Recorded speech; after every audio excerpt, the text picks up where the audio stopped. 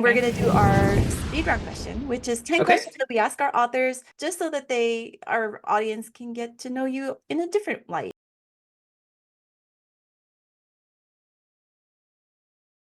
I'm ready. All right, here we go. If a magic wand could make you an Olympic athlete for any sport, which one would it be? Oh, track and field. I want to run. I want to run. I want to be a fast runner. I want to win the gold medal for the 100. Easy. That's easy. I love that. That was so quick. You were confident with that. I love that. Number 2, would you rather read people's minds or talk to animals? Read people's minds. Ooh. Easily read people's minds. Yeah. That would be like spooky and scary all at the same time, I think. Yeah. Number 3, if you opened your own restaurant, what kind of food would you serve? Breakfast foods.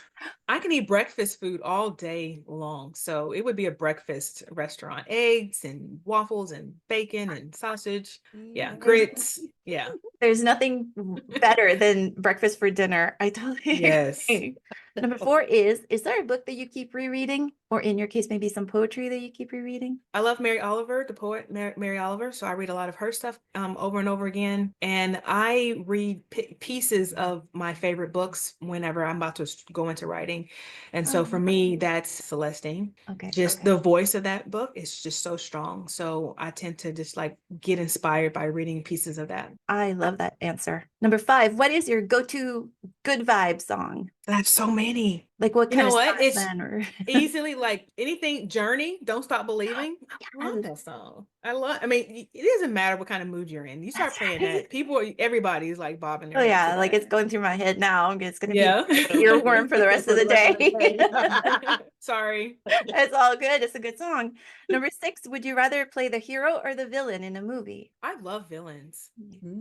I you know what? I had to say villain. I feel like the villains can have the best reactions, the best, you get to be this so raw by playing a villain. So I'd say villain. Yeah, and they have the best backstories too sometimes. They do. Like, They do.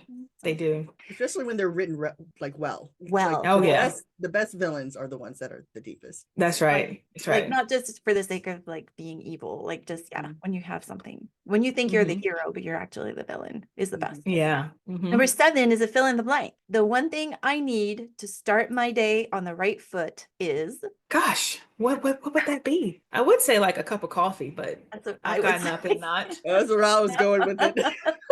So yeah, let's do it. I don't always need it, and I hadn't always drank coffee, so I don't know. I know what it is. The sun out. I am very much a sun chaser. I love the sun, and so when I wake up and there's a lot of light coming in through the window, that makes me happy. I totally agree. And the gray days when it's been like 2 or 3 days without the sun, you can feel it. You definitely. Yeah, and it's been like that here right now. So yeah, it's crazy. Yeah. Number 8 is, would you rather be hopelessly lost in a ghost town or an empty spaceship? Hopelessly lost in a ghost town. I want to be on a spaceship. I want my feet planted on the ground. Yeah, and I can build my own society, my own camping, and do all that. I want to be on the ground. Start over from scratch is all good. Yep. As long as it's on Earth, we're good. Oh, absolutely. I like it. On a scale of 1 to 10, how much do you like public speaking? Negative. 100, a negative 100. I'm not for it. I do not. Again, this goes back to like the imposter syndrome and standing up there and like, what are people thinking? How do I sound? Am I stumbling over my words? I'm in my head a lot.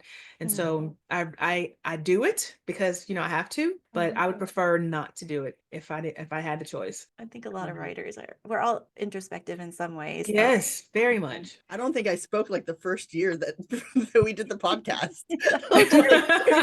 We did the show book podcast, and like the first year, everyone's like, Angie, you're gonna talk now? Like there was a whole episode where I didn't say anything like the whole time. You could always tell you were having a good time, so it's good. Yeah, we're the same, Angie. Same.